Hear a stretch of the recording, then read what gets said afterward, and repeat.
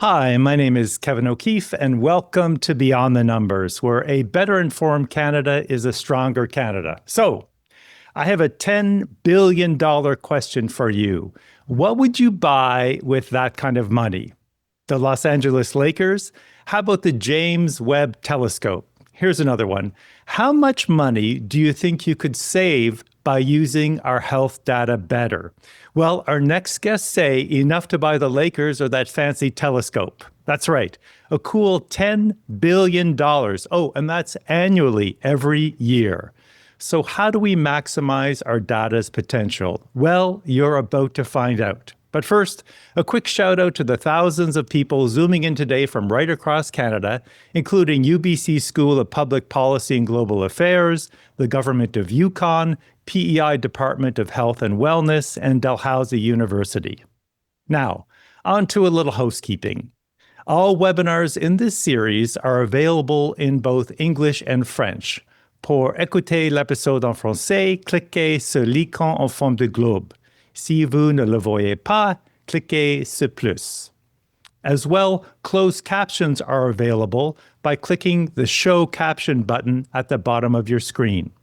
When you join today, you are automatically muted, but we really want this webinar to be as interactive as possible.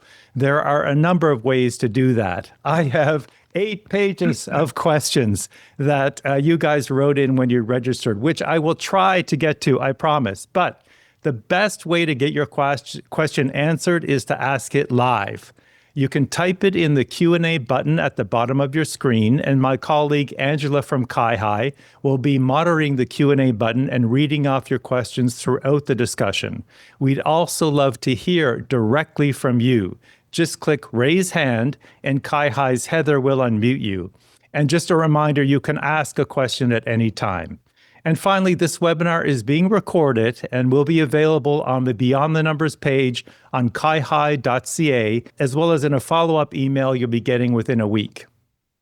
Before we begin, we acknowledge and respect the land on which CIHI offices are located. In Ottawa, it's the traditional unceded territory of the Algonquin Nation. The Toronto office is located on the traditional territories of the Wendat, the Anishinaabe Nation, the Haudenosaunee Confederacy, and the treaty lands and territory of the Mississaugas of the Credit. We acknowledge with respect the traditional territory of the Kanien'kehá:ka, where our Montreal office is located. In Victoria, we acknowledge with respect the traditional territory of the Songhees, Esquimalt, and Wasanich people, whose historic relationships with the land continue to this day. We recognize these lands are home to many diverse First Nations, Inuit, and Métis peoples, and we embrace the opportunity to work more closely together. Now everyone can feel free to acknowledge the land you're zooming in from in your own way. Just before you meet our panelists, it would be helpful for us to get a sense of who's here today. Please take a second to answer our poll. What's the best way to describe your occupation? Are you a clinician, administrator, researcher, analyst, public servant, or other? Now, each panelist will briefly introduce themselves and talk a bit about what they'll be sharing in today's webinar. I'll start with you, Andy. Hello, everybody. My name is Andy Chuck, and I have the privilege of serving as CIHI's president and CEO. I'm here today because I'm one of the co-authors of the paper we're about to discuss. Thank you. Thank you. And go ahead, Fahad. Hi, everyone. Fahad Razak. I'm an internist at St. Michael's Hospital at the University of Toronto, Canada Research Chair and Professor there as well. I'm also a co-author on the paper today. Really delighted to join you today. Thank you to Kai Heis for the invitation. And I'll be speaking really about Canada's opportunity to lead within health data innovation. Awesome. And go over to you, Tom. Hi, everybody. My name is Tom Mully. In my day job, I'm the lead for health economic evaluation with Acute Care Alberta. But in my capacity here, I'm a health economist who co-wrote with Andy and the paper we're discussing today. Yes, and we will be referring to that paper, and I'm sure we'll send a link out after this webinar. And last but not least, Kumanan, can you tell us a bit about who you are? Sure. Thanks, Kevin. I guess I'm the only non-co-author on the paper here. I'm a physician scientist in Ottawa, the CEO of the Breer Health Research Institute, and recently taken an interest in health data sovereignty.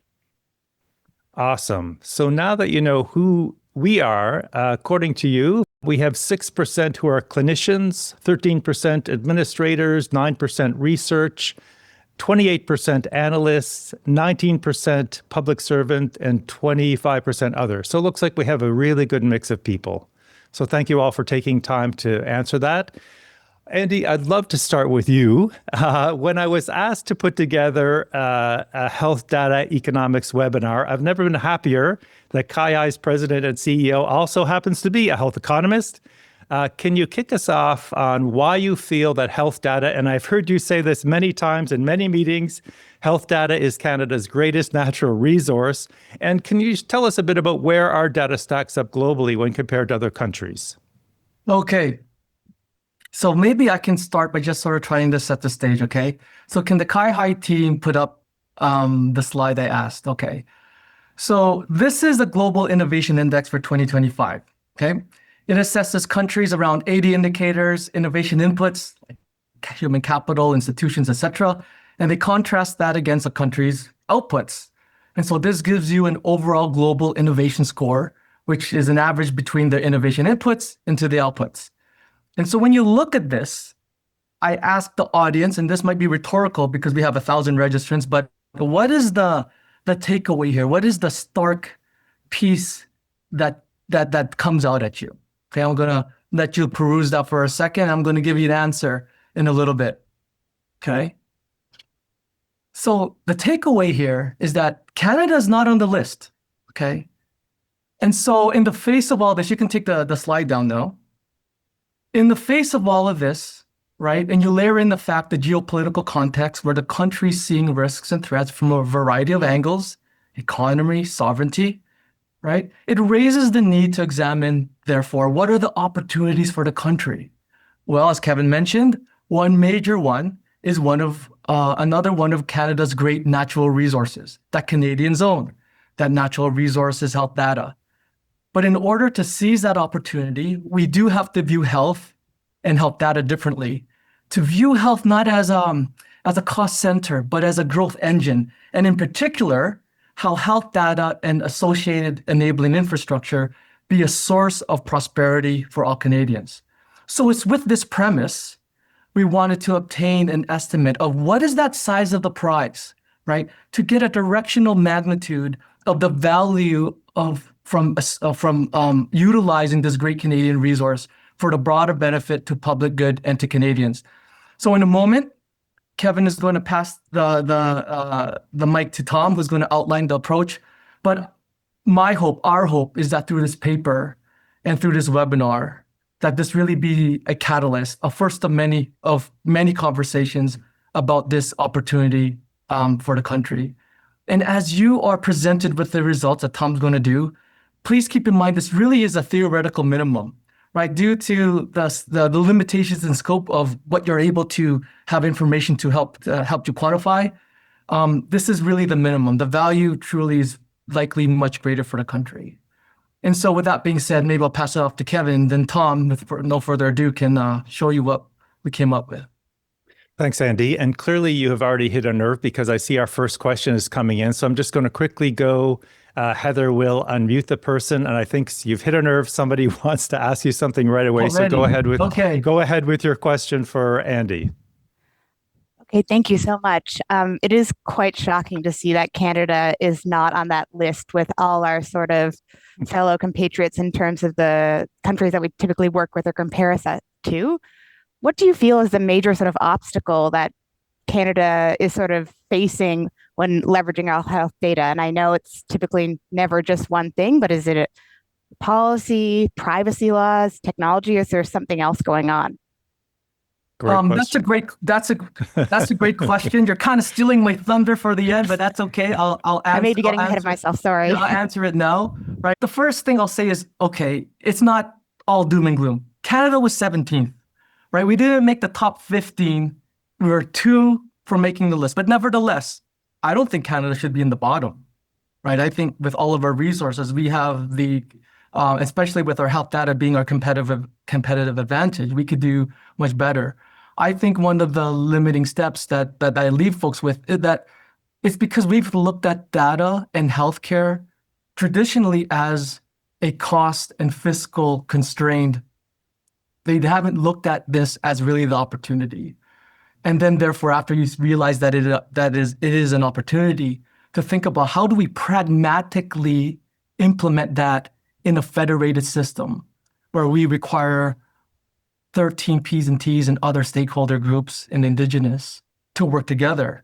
That is going to be the secret sauce, I believe, moving forward, which we'll talk about throughout this webinar.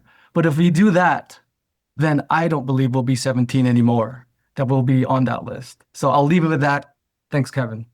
I like your optimism, Tom. And it's so funny, like when I was going through these 8 pages of questions last night, everybody was asking about this $10 billion figure, which I really teased off the top. And I understand you were instrumental in coming up with it when you and the others put that presentation together in that paper. Can you fill us in on how you came up with that number and the impact optimized data could have on healthcare systems? Go ahead, Tom. Sure, Kevin. Thank you. So, Andy kind of set the stage, but basically, this is going to be a summary of the paper that we have forthcoming in Healthcare Quarterly. It's the September issue. It's not out yet, but I think it will be in the next few days.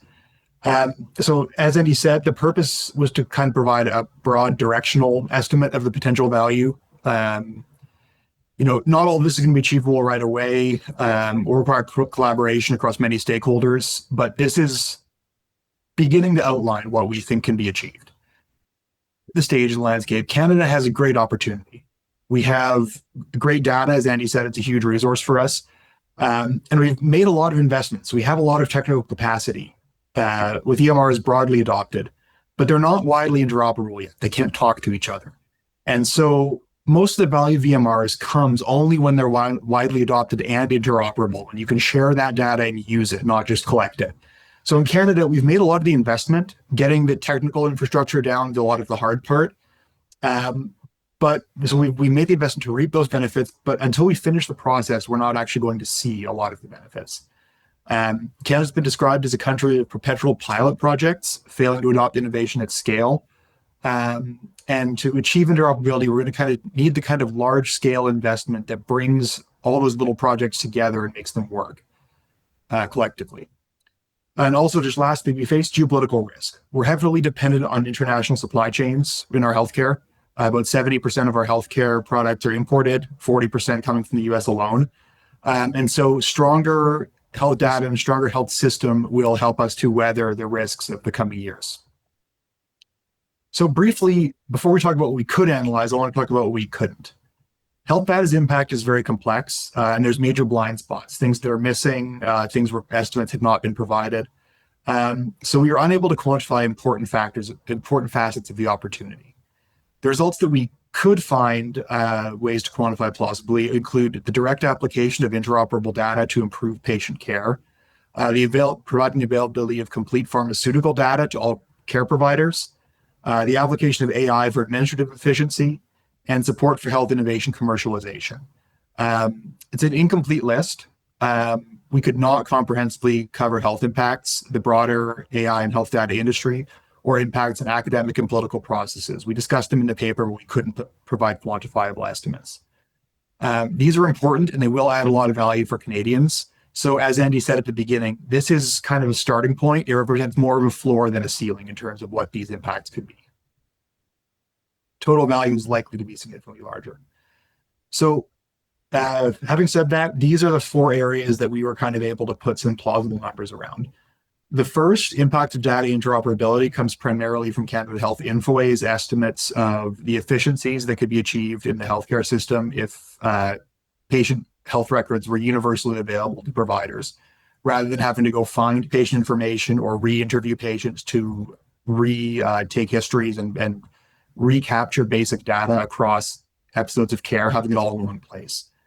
The second one is pharmaceutical data interoperability. So all providers having access to a patient's complete community pharmacy records.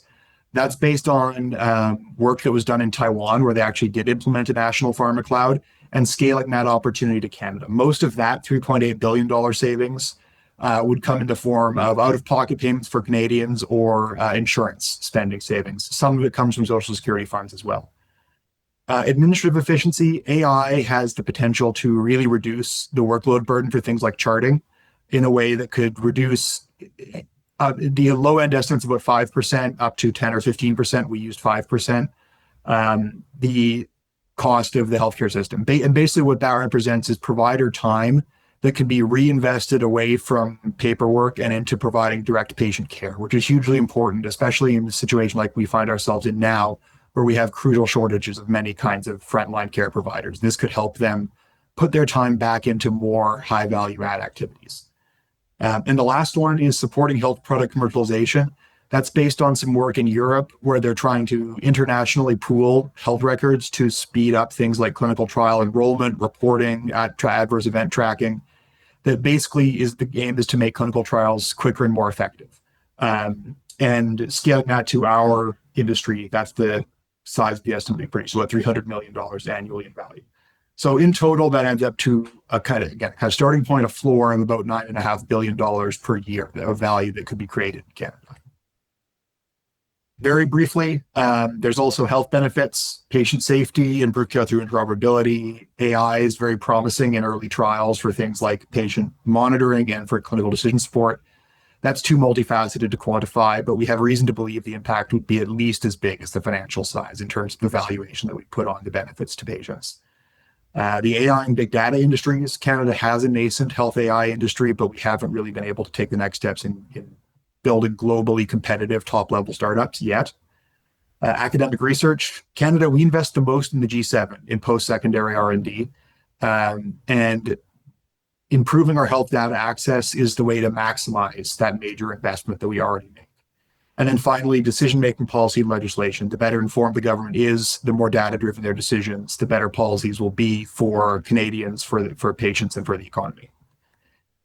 So what? What does all this mean? Canada struggled with health innovation for years. Andy covered this in his talk, and the cause has been well understood. We need to take healthcare data seriously as a resource to be cultivated so that we can reap benefits for patients, for our health systems, and for the broader Canadian economy. And our analysis shows that the benefits, once we achieve that transformation, will be substantial. Thanks for that, Tom. Clearly, you have struck a nerve. The question tally is going up, and Angela is standing by, monitoring the questions. Angela, do you have some questions for Tom? I do. So, Tom, in addition to health data, what about coordinating health data with other non-health but highly relevant data? Examples include how Taiwan used health data and travel data in early days of COVID, or data related to housing access, which is a major social determinant of health. Yeah, absolutely. And we don't cover that broadly in the paper because we were trying to keep our scope manageable, but that's extremely important. You know, I know from my day job in Alberta, we have very poor access to non-healthcare data and healthcare, and there's all kinds of socioeconomic data, social determinants of health data that we are not good at integrating right now. So there's absolutely huge opportunities there. Excellent. And I think I saw someone raise a hand, and I always love when we get interactivity like this. So we will unmute you and go ahead and ask your question. Hi, Dr. Mully, can you hear me? Yes, we can hear you. Oh, perfect. Fantastic analysis. I'm just so excited about this this presentation, this initiative, and your paper. perhaps this is getting a little bit too much into the weeds, but one thing that occurred to me when I looked at your $9.4 billion cost figure, how much of that would you say is cost avoidance versus cost savings? And one of the pieces that I was thinking about was, what about revenue generation? Yeah, so that's an important point. A lot of it is cost avoidance, especially in the interoperability for healthcare side. The pharmaceutical side, which is the biggest single piece, that could be cost savings, right? Because that is out-of-pocket payments not made. Now, that belongs primarily to individual patients, so it's not necessarily available to the health system for reinvestment. But yeah, and in terms of revenue, we've not directly considered that, although because we're thinking about the value of supporting commercialization, depending on the mechanism that we're used, there is a possibility that we could capture some of that benefit back to the government in terms of user fees or something like that, although that's not explicitly discussed in the paper. I just want to just make a comment on the please. avoidance piece. And I know that in many ways, we often look at if there's benefits as cost avoidance, that somehow it's less of a good as hard green savings.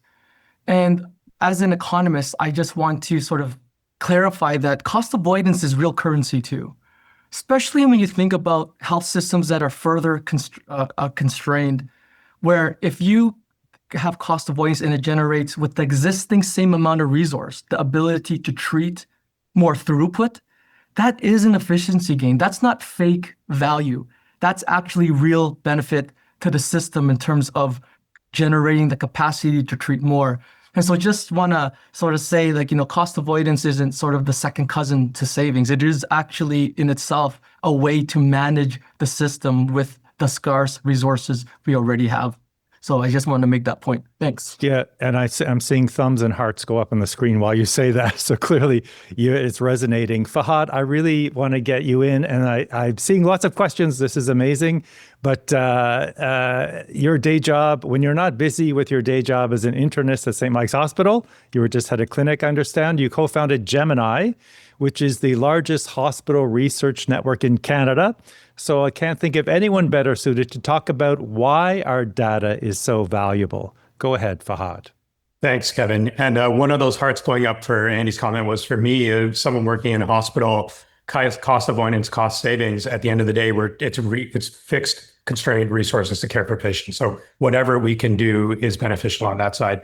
I'm going to talk about Canada's opportunity to lead in this space and why I think we actually compare quite well against global comparators if we are able to align incentives and get everything to work with our data. So these are the investments that are happening globally right now to harness data for innovation. So I want to be very clear. This is not about healthcare delivery. This is about harnessing the data for innovation. These are massive investments. And as of today, there has not been a commensurate massive investment in Canada. There are small investments, but again, to Tom's point, let's not be a country of pilot projects, as the Honorable Senator Begin said many years ago. We wrote about this gap in the Globe and Mail earlier this year, and I think Kevin will be circulating our op-ed after the webinar. And we gave some really striking clinical examples. So let me give you three. The first is this incredible Sanofi manufacturing plant in North Toronto, a huge investment of Canadian taxpayer dollars, producing the world's latest generation of vaccines. What you may not be aware of is that those vaccines, in order to be tested, are shipped to Denmark currently because the Danish Health Authority allows large-scale randomization. 500,000 Danes are being randomized to these vaccines and being followed. And all of that is done under the auspices of the health data infrastructure, the contact of the patients, the randomization, the follow-up. So even though we pay for these vaccines, we don't get first access in Canada because of data infrastructure gaps. A second example is early cancer screening. The National Health System in the United Kingdom allows their data to be used responsibly in partnership with the private sector. Here's an example of screening people for early onset cancer to prevent late onset cancers. They're using a really innovative technology called cell-free DNA. They contacted all 1 million plus people in the United Kingdom who would be eligible for this trial. They randomized 140,000 people in just 10 months, and those people are actively in follow-up to see if we can prevent late-stage cancers. In Canada, we have no mechanism to work with the private sector to do a similar trial. And a third example is a health crisis. So for many of us still, the experience of the pandemic is fresh in mind.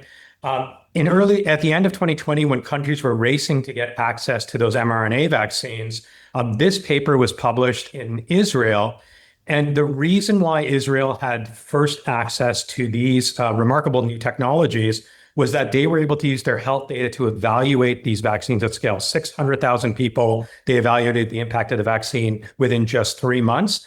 That meant they also they were first in line for access to the vaccine. And so they had triple the vaccination rate of the next highest country globally. So you can see the diverse benefits of having this kind of infrastructure.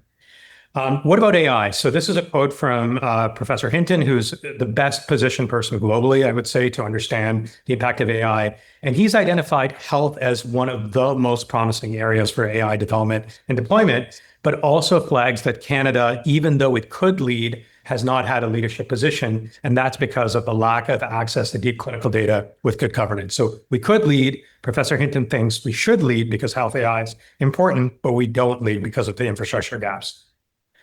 And this has really been played out, I think, if you look at the clinical trials environment. This is a systematic review in The Lancet in 2024 showing that of the 86 completed AI in medicine trials, only one was done in Canada. And it reflects a broader story of over the last decade, we've had a 50% drop of clinical trials done here in Canada. I would say $2 billion of revenue lost as well because of this. And again, because the digital infrastructures are critical. Again, if you look at the total AI ranking, I think this matches really well the total innovation index story that Andy mentioned. In just the 3-year period from 2021 to 2024, we had a drop from 4th to 8th place, largely because of infrastructure gaps. I think, and more than what I think, Professor Hinton thinks, there's an opportunity for Canadian leadership for innovation in this space.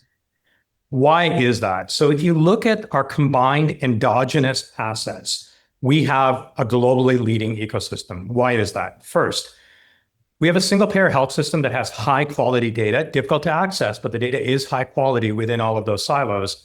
We are the most ethnically diverse high-income jurisdiction, and that means good science. The more diverse the population, the better the trial result, the better the health AI algorithm. We also have some of the best or the best scientists in the world. Just in the last year, we had a Nobel Prize and a Turing Prize for AI. We also have remarkably the 3rd highest output of clinical trials in the world from our scientists, even though we are 37th by population size. So our clinical trial scientists are among the best in the world. Finally, as Kumin is going to talk to you more about, there's an incredibly important sovereignty imperative about harnessing this data here within Canada.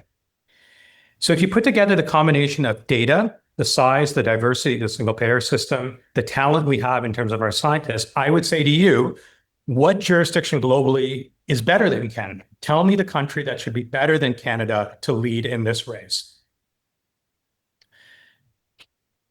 A second point I want to make is that we can't outspend. This is an ecosystem where the Saudi government has just spent $100 billion on AI. In the US, they're spending $500 billion on AI. Our net federal investment is in the range of $2 to $3 billion.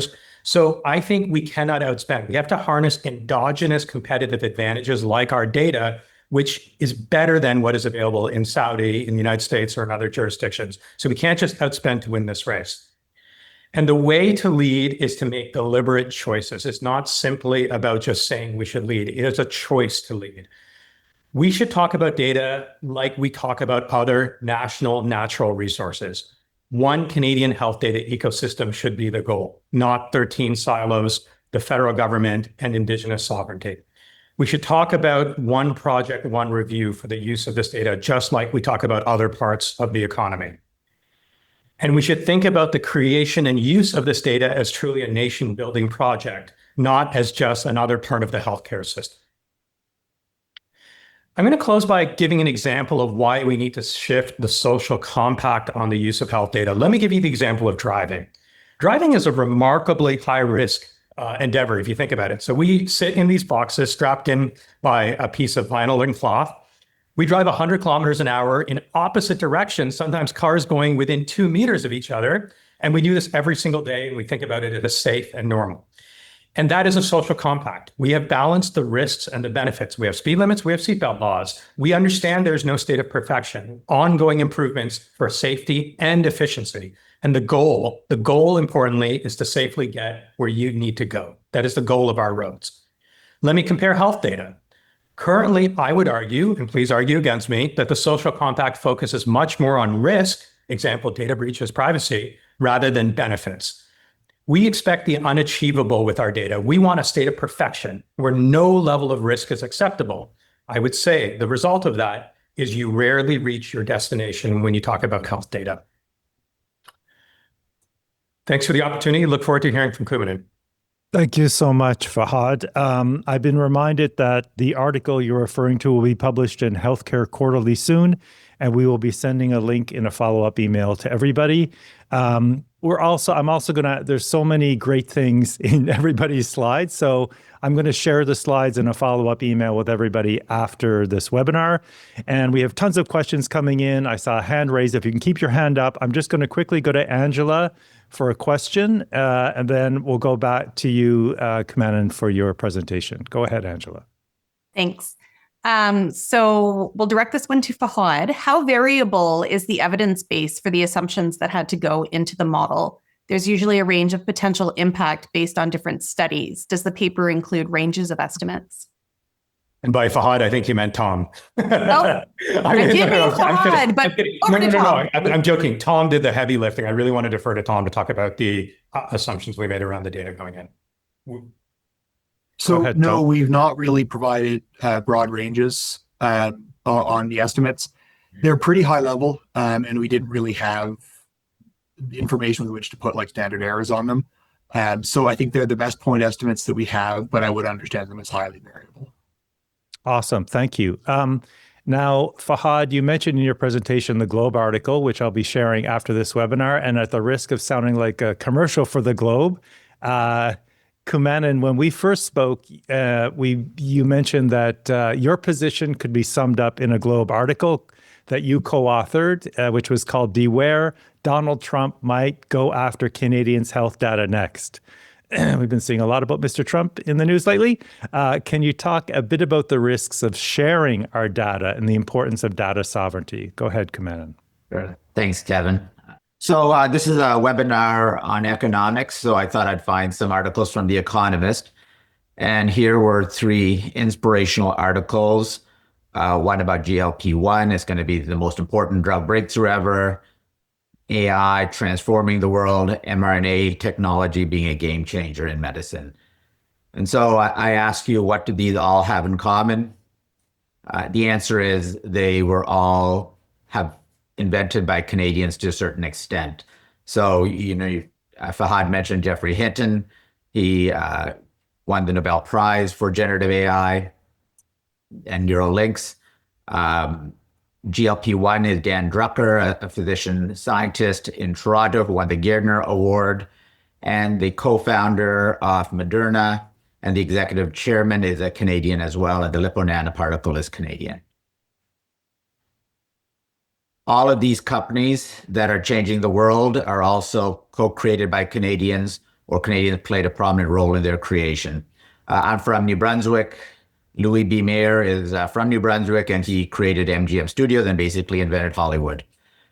The reason I'm showing you all of this is when people think of what did Canada invent, they often say the zipper, but it actually looks like we've invented much of the modern world when you look at this and the future of the world. Even more impressive, we're the second most successful country for producing billionaires in the US, and we are the most educated country in the world by some standards. But here's the depressing point to follow up on Andy's chart.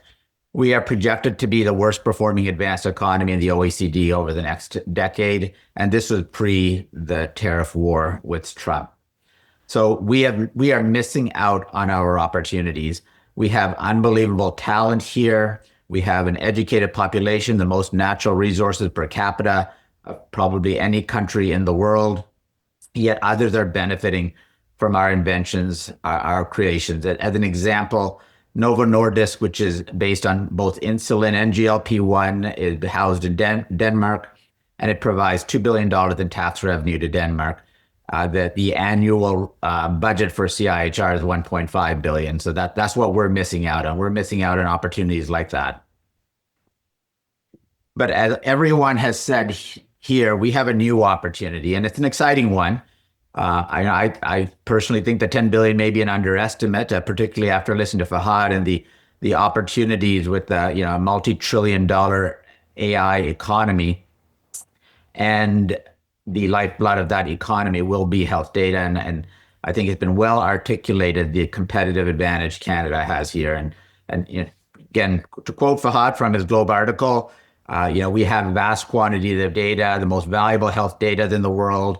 Our data is unique, and we have world-leading talent. Like, we are ready to win this. This is our chance. This is Canada's moment, except for this problem. Do we actually own this data? And that's unclear. It should seem to us that we own this data, and in certain ways we do own this data, but these data are housed by US companies, and they may actually own the data. And this is getting to be a very complicated issue. Obviously in health, as I'm about to discuss, but beyond health as well. And there have been multiple stories coming out about this. Who actually owns this data? So in the UK, they're demanding data from Apple for national security reasons, and Apple is in a battle with the UK.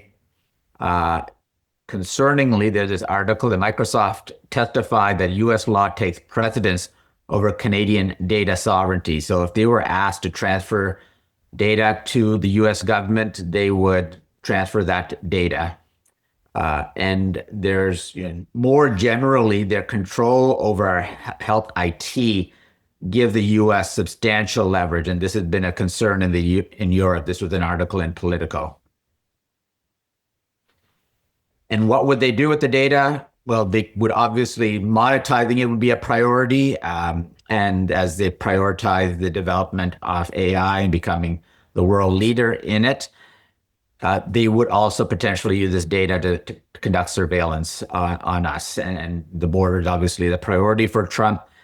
And this is an article in the New York Times. He's tapped Palantir to compile data on Americans, and he could be using our health data to conduct surveillance on Canadians. And the latter article in Wired is countries around the world are waking up to this and trying to figure out a way around this. The fundamental problem is that the U.S. cloud giants are U.S. cloud giants because they are so effective at what they do and provide great service, and they dominate market share. And those three companies are Amazon, Google, and Microsoft. So what's the specific problem? Our data, our health data, is largely held on cloud servers that are owned by U.S. companies, AWS, Azure, Microsoft Azure, and Google. They are subject to U.S. legislation. Initially, it was the USA Patriot Act that brought concerns after September 11th. There was a belief in Canada that if we housed this data on Canadian soil, it would be immune from U.S. legislation. And more recently, the Cloud Act has potentially opened up opportunities for this data to be accessed in the U.S. And we know under this administration, President Trump is willing to use any law, no matter how obscure, to obtain his objectives. And why would the U.S. want that data? So there's for both surveillance and economic reasons. And even if the laws didn't apply, he would likely potentially threaten companies with not having contracts if that data isn't made available. So this was another article we published in CMAJ. I wrote it with Michael Geis and Mari Teitelbaum on strategies to ensure the sovereignty and security of our health data. And we identified 4 mechanisms by which this could be done. So one is encryption of data by design. And my initial thought is that this should do it alone, but data had to be manipulated. If data had to be manipulated in the cloud, it had to be de-encrypted. And when that happens, snapshots can be taken of that data. So this is an important step, but it's not a perfect measure by any means. Data localization can at least be one step in ensuring that Canadian law applies, but a Canadian analysis said that it remains uncertain whether the US laws could trump Canadian laws still. And we've heard from, the article on Microsoft said that they would comply with the US laws. Michael suggests the idea of bringing in a blocking statute. and introducing it into PIPEDA, which is our main privacy legislation for the private sector. And the idea here is based on what Switzerland does. Switzerland often gets requests or demands from its banks often get demands for their data from other countries. And they've introduced a blocking statute to create a conflict of laws so that there is uncertainty over which laws apply and gives the company a way out. And in many cases, the companies are looking for a way out because they don't want to be transferring this data. And at the minimum, it results in negotiations and delays the process. But ultimately, what we need to do is have sovereign Canadian cloud servers. I see that was mentioned as one of the nation building projects recently. This is easier said than done. Those cloud giants are cloud giants for a reason. They provide great service. They're efficient.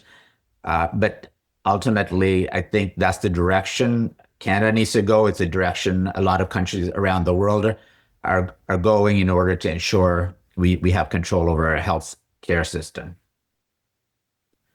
And ultimately, this is the goal. We want to create a healthcare superpower. We want to leverage our health system to create companies and provide better care, but also tax revenue that will help support our healthcare system. Lot of things to think about there, Kumanan, and lots of questions coming in. We have about 20 minutes left, so now is your chance. If you have a burning question to ask, Angela also asked me, some of the questions are quite lengthy, so if you would like to just raise your hand, if you're comfortable, we won't see you, but we do hear your voice. This is a chance for you to engage directly with the panelists. Maybe you have a follow-up point, that kind of thing. So for a more in-depth discussion, please raise your hand and we will unmute you. And I see Annette is listening to me, which is amazing. So Heather will unmute you, Annette, and go ahead and ask your question. Thank you. This is a fantastic session. My succinct question is, how does a clinical trialist efficiently work with Canadian administrative data holders? The slightly longer context for that, I'm a clinician scientist. I run multi-center clinical trials nationally in Canada. I've done several pilot projects over the last decade with ICES, with Statistics Canada, with Ontario Health for data linkage. But I am finding it really hard to figure out what's the next step, how to advance for wider scale adoption beyond the perpetual pilot projects you mentioned. Is there one contact? Are there multiple? Look, I think you've identified the fundamental problem of what today's ecosystem looks like. There is not one point of contact. You know this really well because you're doing the innovation work. There are many, many points of contact which are not well coordinated, which have different governance and requirements for their access. And if you compare that against the best jurisdictions, the reason that a Sanofi goes to Denmark, for example, to do their trial on 500,000 Danes, it's because there's a single point of entry to access the entire ecosystem. There is someone assigned to help shepherd you quickly through the process. And hearing from people who have worked in that ecosystem to do a trial, it's a matter of weeks to really get you started, which I could imagine in Canada, even with months or years of effort, you wouldn't be able to get a coordinated trial running across the country. And so that is the gold standard that I think we need to move to so that when the next big innovation is going to be tested and scientists or companies are looking to say, where are we going to do it? They choose Canada. And today they wouldn't choose Canada because the administrative, jurisdictional, and other boundaries are so difficult that it's not worth it, even though our data is good quality, diversity, all of these other areas, right? That in itself is not an argument to do work in Canada. You need the efficiency of access, governance, and transparency to do it as well. Great answer. And we've got lots of questions. I see some raised hands, but I'm quickly going to go to you, Angela, because you're backed up there with a bunch of questions. Go ahead. Thanks. So there's a lot of questions just about the centralization of data across Canada. So what policy changes do you think need to happen first? And do you think that provinces and territories should be required to submit data to a federal organization so that it's shared? I think that the thought of things necessarily having to be centralized with the advent of technology, this isn't necessarily the case, right? There are there's the possibility of having federated access. Right? I think the key is that the data is of high quality, they can talk to each other, and it's apples to apples. That's the key of it all. It doesn't really matter, other than what Kuman talked about, that it's sovereign and we own it. Beyond that, as long as there's the governance and the stewardship to ensure that the information can flow across Canadian boundaries, it doesn't have to be housed in any brick and mortar, right?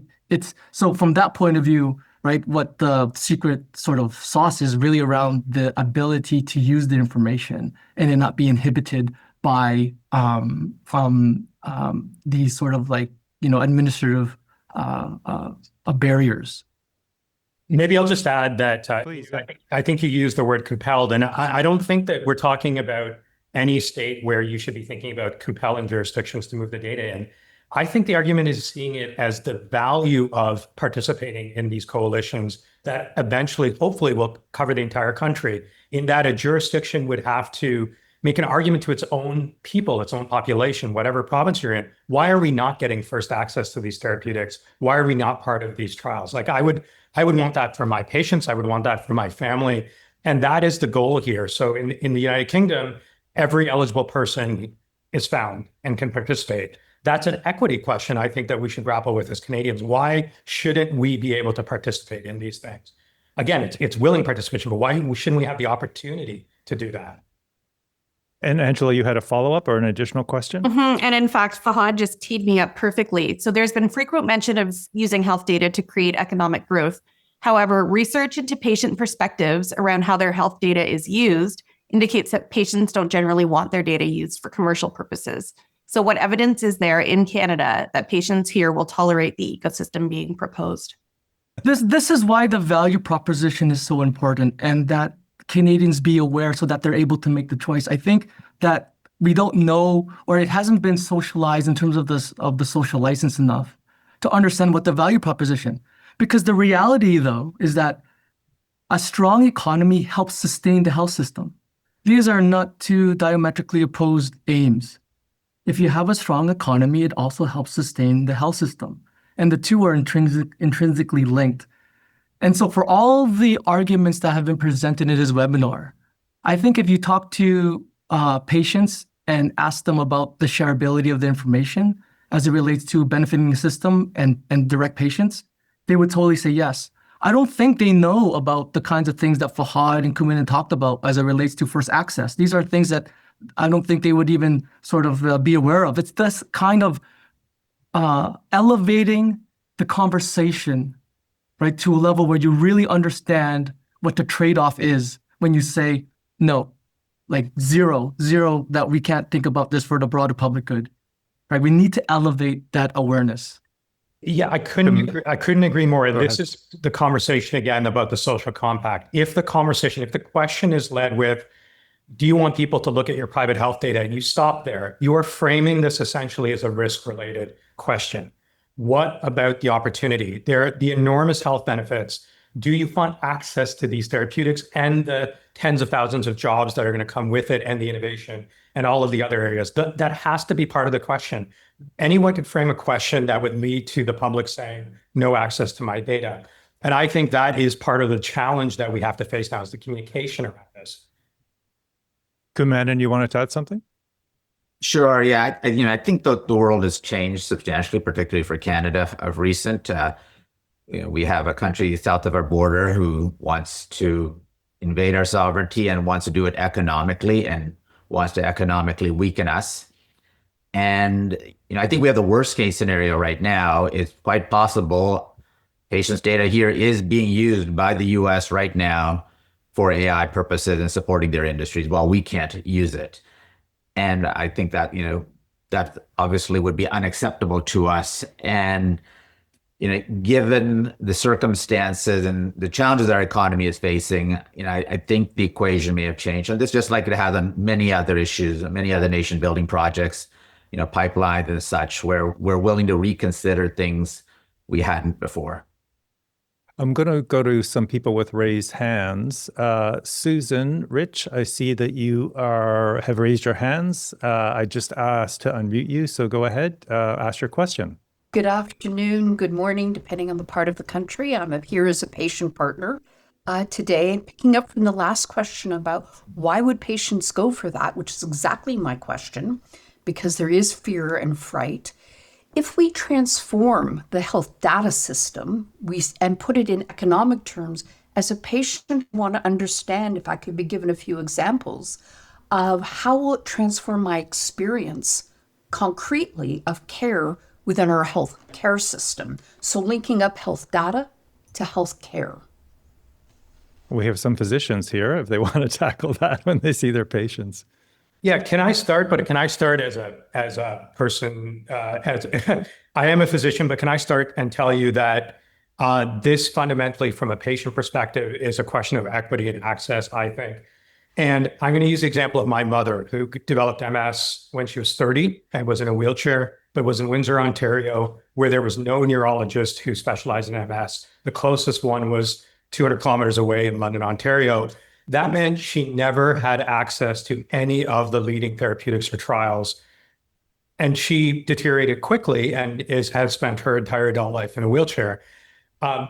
People like my mom, wherever they are in this country, should have access to the latest trials, therapeutics. And in a big country like this, that is not the case today. If you are blessed to live next to Princess Margaret or the Ottawa Hospital or one of these places, you will participate in these trials because you're within a few kilometers. But for the rest of the country, there isn't that access. These technologies are part of the equity argument to get out to those patients. That is what is practically happening in the UK and Denmark. Every eligible person, small town, large town, racialized community, non-racialized community, they're being found and being offered the opportunity to participate. Again, with consent, but the point is at least the opportunity is there. Follow up, Kamena? Sure. I don't know if you mentioned this, Fahad. I know you mentioned this before. If we make our data too hard to be used to build these algorithms, we're going to be using algorithms. They're just not going to be based on our patient's data, which is like a terrible situation. We don't want algorithm built in Texas being applied to Canadian population. And you've given the example of that sepsis algorithm before, which just doesn't work here.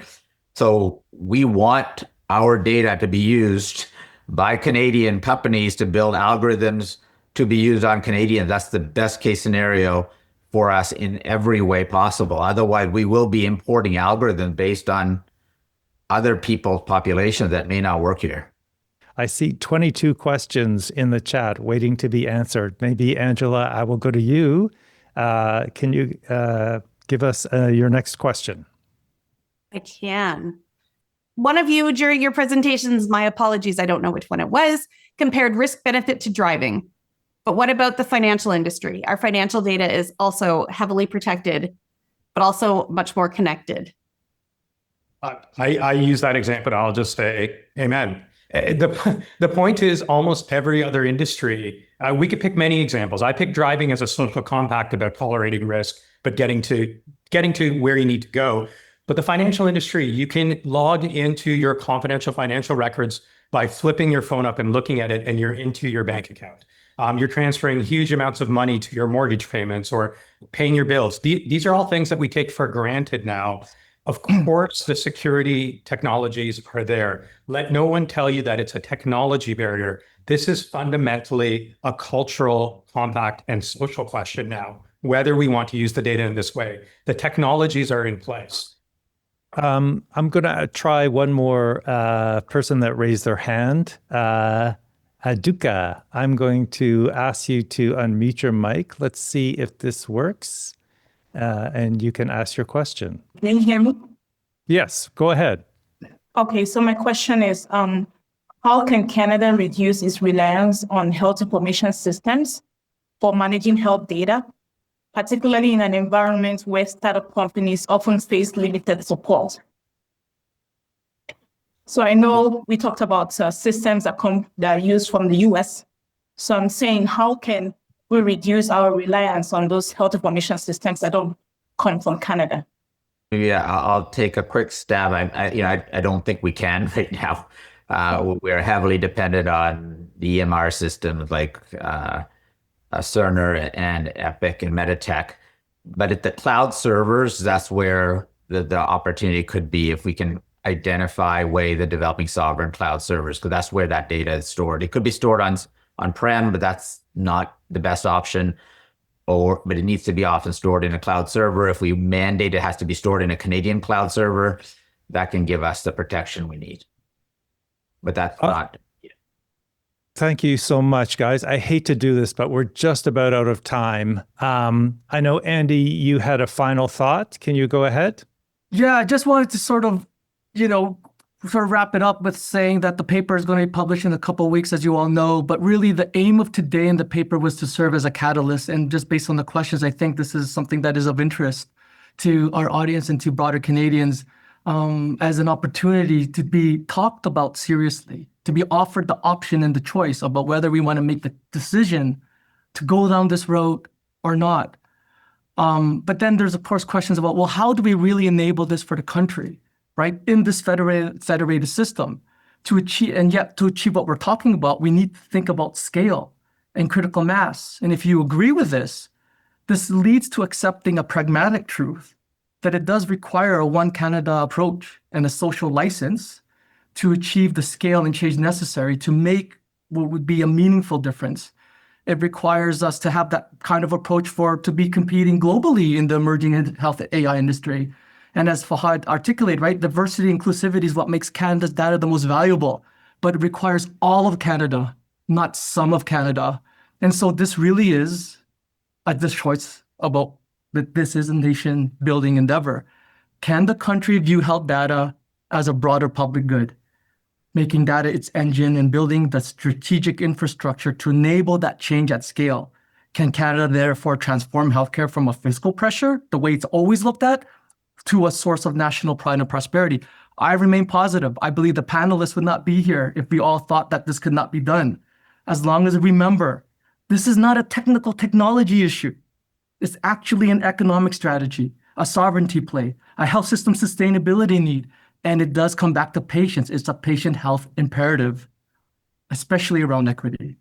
The country once upon a time built a whole bunch of nation-building stuff, railroads, power grids, other key infrastructure that we all benefit from to this day.